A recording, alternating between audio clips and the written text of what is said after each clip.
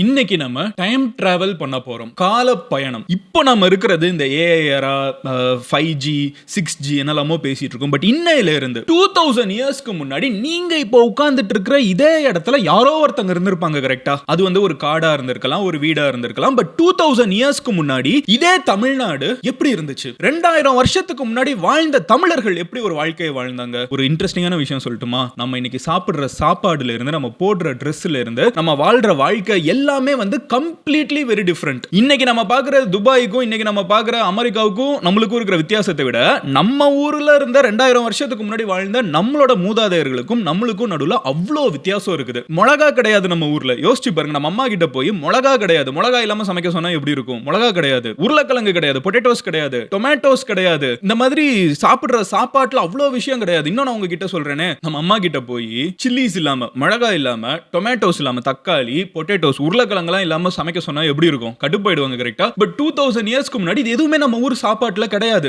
Romans வந்து நம்ம ஊர்ல பிசினஸ் பண்ணிருக்காங்க. அப்படி வந்து சில ரோமன்ஸை நம்ம ஊர்ல இருக்கக்கூடிய பெரிய பணக்காரங்களும் சரி, பெரிய ராஜாக்களும் சரி, வீட்டு முன்னாடி வாட்ச்மேன் வேலை பார்க்க வச்சிருக்காங்க. சோ தட் நம்ம ஊர்ல இருக்கக்கூடிய ராஜாக்களோட சீக்ரெட்லாம் வெளியே போகுது. எப்படி வெள்ளக்காரங்க தமிழ்நாட்டுல செக்யூரிட்டியா வாட்ச்மேனா நின்றுருக்காங்க. How crazy is that? 2000 இயர்ஸ்க்கு முன்னாடி ரோமன்ஸ் வந்து யூரோப்பை பிடிக்கிறதுக்கு பிளான் போட்டுட்டு இருக்கிறப்போ, தமிழ்நாட்டுல இருந்த நம்ம மக்கள் வந்து வேர்ல்டு ஃபுல்லா எக்கனாமிக்கலா மிகப்பெரிய கனெக்ஷன் வச்சு, போர்ட்ஸ் வச்சு செல்வ செழிப்போட வாழ்ந்துட்டு இருந்திருக்காங்க. அவங்க சாப்பிட்டுட்டு இருந்த மானா இருக்கட்டும், அவங்க சாப்பிட்டுட்டு இருந்த உடும்பா இருக்கட்டும், இன்னைக்கு நம்ம நிறைய பேன் பண்ணியே வச்சுட்டோம், அதெல்லாம் சாப்பிட கூட கூடாது அப்படின்னு சொல்லிட்டு. பட் அப்படி ஒரு வாழ்க்கையை வாழ்ந்திருக்காங்க. அந்த லைஃபை நம்ம இப்போ ரீவிசிட் பண்ண போறோம். I am going to tell you absolutely crazy things about 2000 year old. இன்னையில இருந்து 2000 இயர்ஸ்க்கு முன்னாடி இயர் 0 வச்சுக்கோங்க. கிட்டத்தட்ட இயர் 0ல இருந்த இயர் 1ல இருந்த 2020ஸ்ல நம்ம இப்போ இருக்கோம். கரெக்ட்டா? இயர் 1ல இருந்த தமிழ்நாடு எப்படி இருந்துச்சு? ஒவ்வொன்றா உங்ககிட்ட சொல்ல ஆரம்பிக்கிறேன். பட் அதுக்கு முன்னாடி இந்த மாதிரி எக்ஸைட்டிங்கான ஹிஸ்டரி பத்தின வீடியோஸ்லாம் உங்களுக்கு பிடிக்கும்னா இந்த சேனலை சப்ஸ்கிரைப் பண்ணுங்க. அப்போனா தான் இந்த மாதிரி கண்டென்ட்டை யூடியூப் உங்களுக்கு கரெக்டா சஜஸ்ட் பண்ணும். முதல்ல இருந்தே பார்க்க ஆரம்பிக்கலாமா? ஹலோ எவ்ரிவன், நான் Madan Gowri and hello my dear MG squad.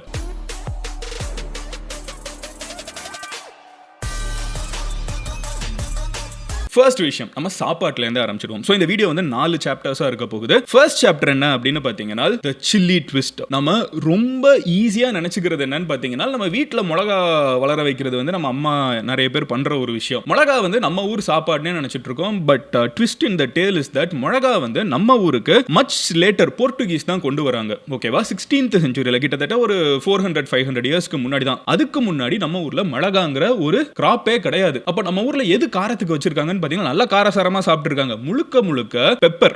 ஓகேவா? மிளகு, அப்புறம் திப்லி, அந்த ஒரு லாங் பெப்பர், இதை தான் வந்து ஹெவியா யூஸ் பண்ணிருக்காங்க. சோ பச்சை மிளகாவும் கிடையாது, சிவப்பு மிளகாவும் கிடையாது, மிளகாவே கிடையாது, மிளகா வத்தல் எதுவுமே கிடையாது. மிளகாவே இல்லாத தமிழ்நாடு வந்து 2000 வருஷத்துக்கு முன்னாடி இருக்கு. நீங்க அப்போ 2000 இயர்ஸ் டைம் டிராவல் பண்ணி பின்னாடி போயிட்டோம்னா, அங்க இருக்கிற கடையில போய் ஒன்னு கேட்டோம்னா, மிளகாவே இல்லாத சாப்பாடு, வெறுமன பெப்பர் மட்டும் போட்டு, மிளகு மட்டும் போட்டு தான் சாப்பாடு வரும். பட் மிளகா மட்டும் கிடையாது, பொட்டேட்டோஸ் கிடையாது, டொமேட்டோஸ் கிடையாது. இது எல்லாமே லேட்டர் பீரியட்ல வெள்ளக்காரங்க நம்ம ஊருக்கு வர வர வந்து ஆட் ஆன கிராப்ஸ் தானே தவிர இது எதுவுமே ஒரிஜினலா நம்ம ஊரு இது கிடையாது. அதனால இந்த மிளகா, உருளைக்கிழங்கு, தக்காளி இதெல்லாம் இல்லங்கிறதுனால சாம்பார் கிடையாது. எப்படி? நம்ம ஊர்ல தமிழ்நாட்டுல சாம்பார்ங்கிற ஒரு டிஷ்ஷே கிடையாது. அது மச் லேட்டர் பீரியட் மராத்திய மன்னர்கள் வர்றப்ப தான் சாம்பார் நம்ம ஊருக்குள்ள வருது. அதே மாதிரி தேங்காய் சட்னி கிடையாது. அண்ட் இன்னும் பயங்கரமா சொல்றேன், அப்ப என்னதான் அதை அவங்க சாப்பிட்டாங்கன்னு உங்களுக்கு ஒரு பெரிய கேள்வி இருக்கும். கரெக்டா? சோ மெயினா அவங்களோட குசின் வந்து ரொம்ப எக்ஸாட்டிக்கா இருந்திருக்குது. இன்னைக்கு நம்ம அதுல இருந்து நிறைய விஷயங்களை சாப்பிட முடியாது. சோ நம்மளோட சங்க இலக்கியங்களே பாத்தீங்கன்னா, உடும்பு வந்து பயங்கரமா சாப்பிட்டுருக்காங்க. நம்ம ஊர்ல உடும்பு கறி வந்து பயங்கரமா சாப்பிட்டுருக்காங்க. முயல் வந்து நல்லா சாப்பிட்டுருக்காங்க. காட்டு பன்னியை நல்லா சாப்பிட்டுருக்காங்க. அப்புறம் வந்து போர்க்குபைன், முள்ளம் பன்றி சாப்பிட்டுருக்காங்க. எலிகள் கூட சில இடங்கள்ல சாப்பிட்டுருக்காங்க. அப்புறம் வந்து எப்பவும் போல ஆடு, கோழி இதெல்லாம் வந்து நல்லாவே சாப்பிட்டுருக்காங்க. பட் மெயினா பாத்தீங்கன்னா, நம்ம ஊர்ல உடும்பு, வைல்டு போர்லாம் சாப்பிட்டுருக்காங்கிறது வந்து எவ்வளவு ஹைப்பான ஒரு விஷயம்னு யோசிச்சு பாருங்க. அடுத்ததுக்கு நான் வரேன். ஃப்ரூட்ஸ் நம்ம என்ன நினைப்போம்னா, எல்லா பழமும் நம்ம ஊர்ல சூப்பரா விளையுதுன்னு யோசிச்சுட்டு இருப்போம். பட் இன்ட்ரெஸ்டிங்கான விஷயம் சொல்றேன். பப்பாயா நம்ம ஊரு கிடையாது. கோவா கொய்யா பழம் நம்ம ஊரு கிடையாது. பப்பாளி பழம், கொய்யா பழம், பைனாப்பிள் இது எதுவுமே வந்து 2000 இயர்ஸ்க்கு முன்னாடி நம்ம ஊர்ல கிடையாது. இதெல்லாம் மச் லேட்டரா வந்து அமெரிக்காஸ்ல இருந்து கொண்டு வரப்பட்ட ஃப்ரூட்ஸ் தானே தவிர, கொய்யா பழம்னா நம்ம கொய்யானா நம்ம டிஃபால்ட் நினைச்சிருப்போம்ல, கொய்யா பழம், பப்பாளி பழம், பைனாப்பிள் வந்து நம்ம ஊரு கிடையாது. அன்னாச்சி பழம் நம்ம ஊரு கிடையாது. அண்ட் அப்போ என்னதான் வந்து மதன் இவங்க வந்து ஃபன்னுக்கு வந்து பண்ணியிருக்காங்க, ஃப்ரூட் ஜூசஸ்லாம் வந்து இல்லையான்னு கேட்டீங்கன்னா இருக்குது. ஊர்ல இருக்கிற வாழைப்பழம், அப்புறம் வந்து மாம்பழம் இதெல்லாம் வந்து பயங்கரமா கன்சியூம் பண்ணியிருக்காங்க. பட் ஃபன்னாவும் இருந்திருக்காங்க. நம்ம ஊர்ல ரொம்ப காமனா கள்ளு வந்து குடிக்கிற பழக்கம் இருந்திருக்குது. அது கூடவே பாத்தீங்கன்னா ரோமன் வைன் வந்து நம்ம ஊருக்குள்ள இம்போர்ட் பண்ணப்பட்டிருக்குது. ஸோ நம்ம ஊர்ல இருக்கிற லிட்ரேச்சர் படியே வந்து பாத்தீங்கன்னா யவனர்கள்னு சொல்லுவாங்க. யவனர்கள்னா அந்த ரோமன்ஸ் தான். அவங்களோட லிக்கர் ஓகேவா ரெட் வைன் வந்து நம்ம ஊருக்குள்ள பயங்கரமா இம்போர்ட் பண்ணப்பட்டு நம்ம ஊர்ல பயங்கரமா ஃப்ளோவா இருக்குது. கள்ளு ரோமன் வைன் ரெண்டுமே வந்து நம்ம ஊர்ல 2000 வருஷத்துக்கு முன்னாடி நீங்க காமனா பார்த்திருக்க முடியும். இப்போ ப்ராபபிலி டாஸ்மாக்னா அப்போ இருக்கிறவங்க ஏதாவது ஒரு கடை இருந்துச்சுன்னா அதுல வந்து ரோமன் வைனை வந்து நீங்க பார்த்திருப்பீங்க. இன்னைக்கு நம்ம ஃப்ரெண்டு கிட்ட சொல்லி நம்ம ஊர்ல கஸ்டம்ஸ்ல கொண்டு வரது கிடையாது. 2000 இயர்ஸ்க்கு முன்னாடி நம்ம ஊர்ல இதை பண்ணிருக்காங்க. அடுத்த விஷயம் என்னன்னு பாத்தீங்கன்னா global super power flex chapter 2. இது வந்து சாப்பாடு மட்டும் கிடையாது. அடுத்த தாண்டி நம்ம என்ன மாதிரி ஒரு லைஃப் ஸ்டைல் இருந்திருக்கோம் நம்ம தெரிஞ்சுக்கணும்ல. சோ குளோபல் லெவல்ல நம்ம ஒரு பெரிய சூப்பர் பவரா வந்து அப்போ இருந்ததுக்கான நிறைய சாட்சிகள் இருக்குது. நம்ம ஊர்ல இல்ல, அவங்க ஊர்லயே இருக்குது. வெளிநாட்டுல ரோமன் ஆத்தர் ஒருத்தர் இருந்தார். 2000 வருஷத்துக்கு முன்னாடி இருந்தார். அவரோட பேர் என்னன்னு பாத்தீங்கன்னா பிளினி தி எல்டர். அவர் அவங்க ஊர்ல அப்போ எழுதி நிறைய வச்சிருக்காரு. அதுல அவர் என்ன சொல்றாருன்னு பாத்தீங்கன்னா ரோமன் கஜானா வந்து இந்தியாவோட பிசினஸ் பண்ணி காலி ஆகிட்டு இருக்குது அப்படின்னு சொல்லி அவங்க ஊர்ல அவர் எழுதி வச்சிருக்காரு. ஏன்னா அவங்க ஊர்ல இருக்கிற தங்க there are records ஓகேவா, பெரிய பெரிய கப்பல்கள்ல தங்க காயின்ஸ் வந்து போட்டு யவனர்கள் ரோமன்ஸ் வந்து நம்ம ஊருக்கு கொண்டு வந்து நம்ம ஊர்ல இருக்கிற ஸ்பைசஸ் இருக்குல்ல, இந்த ஏலக்காய் கிராம்பு இதெல்லாத்தையும் அதுக்கு எக்ஸ்சேஞ்சா வந்து கொண்டு போயிருக்காங்க. தங்க காசுகளுக்கு வந்து ஈக்குவலா நம்ம ஊர்ல இருந்த விளைச்சல் வந்து அவ்வளோ பயங்கரமா வந்து செலிப்ரேட் பண்ணப்பட்டிருக்குது வெளிநாட்டுல. இன்னைக்கு தான் நம்ம வந்து வெளிநாடை வந்து பெரிய விஷயமா பார்க்குறோம். 2000 வருஷத்துக்கு முன்னாடி நம்ம ஊர் தான் வெளிநாடு, மற்றவங்க தான் வந்து நம்ம ஊர்ல வந்து பயங்கரமா இன்னைக்கு நம்ம நியூயார்க், ஷாங்காய் இதெல்லாம் பேசுறோம்ல, சிங்கப்பூர், துபாய் அந்த மாதிரி நம்ம தமிழ்நாடு இருந்திருக்குங்கிறது ஒரு ஹை பாயிண்ட். அடுத்த விஷயம் என்னன்னு பாத்தீங்கன்னா பெப்பர் தாங்க. பெப்பர் தான், மிளகு தான் நம்மளோட பிக்கெஸ்ட் சோர்ஸ் ஆஃப் இன்கமா இருந்திருக்குது. நம்மளோட மிளகுக்கு வந்து இன்டர்நேஷனல் லெவல்ல டிமாண்ட் வந்து அவ்வளோ இருந்திருக்குது, இன்னமும் இருந்துட்டு இருக்குது. ஏதாவது புதுசா பிசினஸ் பார்க்கணும்னு நினைச்சீங்கன்னா சும்மா பெப்பர் எக்ஸ்போர்ட் பிசினஸா பாருங்க. நம்ம ஊர்ல ஒரு சைலண்டான ஒரு கோல்டு இண்டஸ்ட்ரி அது. நம்ம இந்த காந்தாரா படம் கூட பாத்தீங்கன்னா அந்த பெப்பருக்கு தான் அவ்வளோ பெரிய சண்டையா நடக்கும். அந்த மிளகு தான் எல்லாமே. மிளகு வந்து அவ்வளோ ஹெல்த் பெனிஃபிட்ஸும் இருக்குது அண்ட் பயங்கரமான ஒரு கிராப்புங்கிறதுனால அது எக்ஸ்ட்ரீம் டிமாண்ட் வந்து வேர்ல்டு வைடா இன்னைக்கு இருக்கிறத விட அதிகமாவே அப்போ இருந்திருக்குது. ஏன்னா அப்போ சப்ளை வந்து ரொம்ப கம்மி. மூணாவது பாயிண்ட் என்னன்னு பாத்தீங்கன்னா நம்ம ஊர்ல இருக்கக்கூடிய ஒரு டைப் ஆஃப் ஸ்டீல் வந்து வெளிநாடுகளில் பயங்கர டிமாண்டா வேற வித்துருக்காங்க. நம்ம ஊர்ல உருவாக்க இப்போ எப்படி வந்து நம்ம ஒரு சிப் வந்து தாய்வான்ல செஞ்சாங்கன்னா அது நம்ம ஊர்ல இருக்கிற போனுக்குள்ள வருது, அது ரன் ஆகிறதுக்கு தேவைப்படுது. அங்க ஒரு போர் வந்துச்சுன்னா நம்ம ஊர்ல வந்து விலைவாசி ஏறுது எல்லா கேட்ஜெட்ஸ்க்கும். அந்த மாதிரி இன்டர்நேஷனல் லெவல்ல நம்ம ஊர்ல உருவாக்கப்பட்ட ஸ்டீலுக்கு வந்து எக்ஸ்ட்ரீம் டிமாண்ட் இருந்திருக்குது.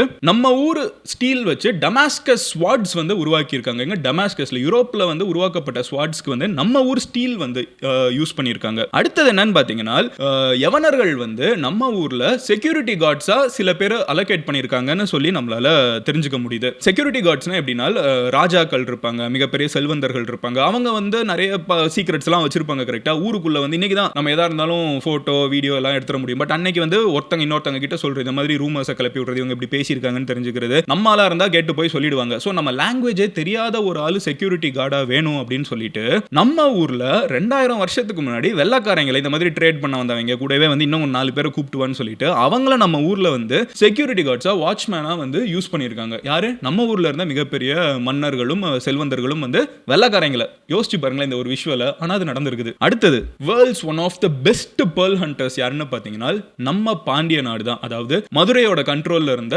தூத்துக்குடியா இருக்கட்டும், கன்னியாகுமரியா இருக்கட்டும், ராமேஸ்வரம் சைடா இருக்கட்டும், இந்த இடத்துல வந்து உலகத்திலே some of the rarest pearls முத்துக்கள் வந்து கிடைக்கும். அது தூத்துக்குடியே வந்து பேர்ல் சிட்டின்னு சொல்லுவாங்க, முத்து நகரம்னு சொல்லுவாங்க. சோ 2000 வருஷமா இந்த பிசினஸ் நடந்துட்டு இருக்குது. 2000 இயர்ஸ்க்கு முன்னாடி நாட் ஜஸ்ட் ஸ்பைசஸ், நம்ம ஊர்ல இருக்கிற முத்துக்களுக்கு அவ்வளோ டிமாண்ட் இருந்து முத்து குளிக்கிறது, உள்ளுக்குள்ள போய் முத்தை எடுத்துட்டு வர்றதுங்கிறது வந்து ஒரு பயங்கரமான ஒரு பிசினஸா இருந்திருக்குது. இன்டர்நேஷனல் லெவல்ல நம்ம எக்ஸ்போர்ட் பண்ணிட்டு இருந்திருக்கோம். அடுத்தது நான் சொல்றேன், அப்போ ஃபுல்லாவே நம்ம பிசினஸ் பண்ணா மட்டும் தான் இருந்திருக்கோம். நம்ம போருக்கெல்லாம் போலையான்னு கேட்டீங்கன்னா அதுவும் இருந்திருக்குது. நம்ம ஊர்ல 2000 வருஷத்துக்கு முன்னாடி போருக்கு போறப்போ ராஜாக்களோட மிகப்பெரிய படை போகும்ல, நீங்க இந்த ஒடிசிஎஸ் படம்லாம் பார்க்குறோம். அந்த மாதிரி வந்து பெருசா போகக்கூடிய மிகப்பெரிய படையில வந்து யானைகளுக்கு வந்து தந்தங்கள் ஃபுல்லா இரும்ப வந்து வச்சிருப்பாங்களாம். அயன் டஸ்க் வச்ச யானைகள் வந்து போருக்கு போகிற மாதிரி ரெஃபரன்சஸ் இருக்குது. அப்ப யோசிச்சு பாருங்க இந்த விஷுவல்லாம் எப்படி இருக்குன்னு. அலெக்சாண்டர் வந்து ஒரு விஷயம் சொல்லுவாங்க, I have to actually verify this, but அதிகமா சொல்லப்படக்கூடிய ஒரு விஷயம், அலெக்சாண்டர் வந்து இந்தியாவுக்குள்ள வந்தப்ப யானையை பார்த்து அவங்க மொத்த ஆர்மியே தெரிச்சிருச்சான். ஏன்னா அவங்க யானையே பார்த்தது இல்ல. யானை வந்து ரொம்ப ஆப்பிரிக்கன், இந்தியன், ஏசியன், ஆக்சுவலா மோர் இந்தியன் சப்கான்டினென்ட்லயும் ஆப்பிரிக்காலையும் இருக்கக்கூடிய ஒரு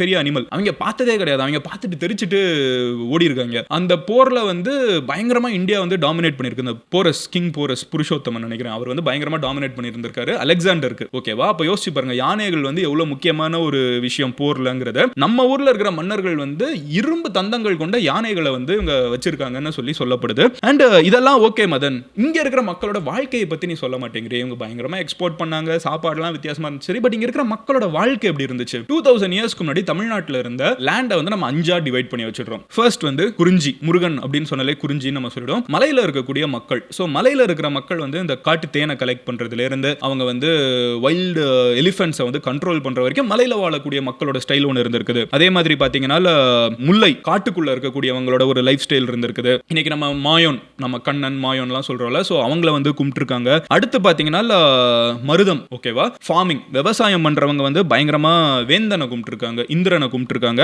அண்ட் பயங்கரமா கல்டிவேஷன், சுகர் கேன் இதெல்லாம் வந்து அங்க நடந்திருக்குது. அடுத்து பாத்தீங்கன்னா நெய்தல், கோஸ்டல் ஏரியா, கடலோரத்தில் இருக்கிறவங்க முத்து குளிச்சிருக்காங்க. அப்புறம் வந்து மீன் வந்து பயங்கரமா கன்சியூம் பண்ணியிருக்காங்க. கிராப்ஸ் வந்து நிறைய சாப்பிட்டுருக்காங்க.